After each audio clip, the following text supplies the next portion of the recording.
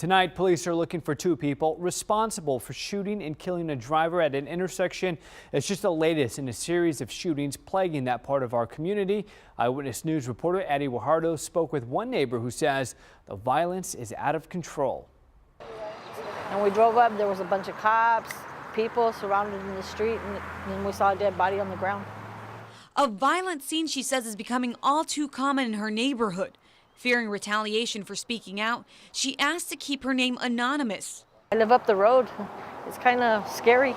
Not far from her home, a 26-year-old man was shot and killed in his car at the intersection of Foster Road and FM 78 just past 9 p.m.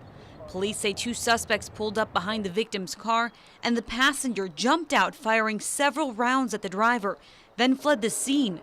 The victim died shortly after police arrived. The suspect is described as a black man in his 20s with a black hoodie in a dark-colored sedan. For 13 years, the resident says she's lived without fear until the recent spike in violence. Well, scared, for one, because you never know who's going to get shot next and why. You could be an innocent bystander and get shot.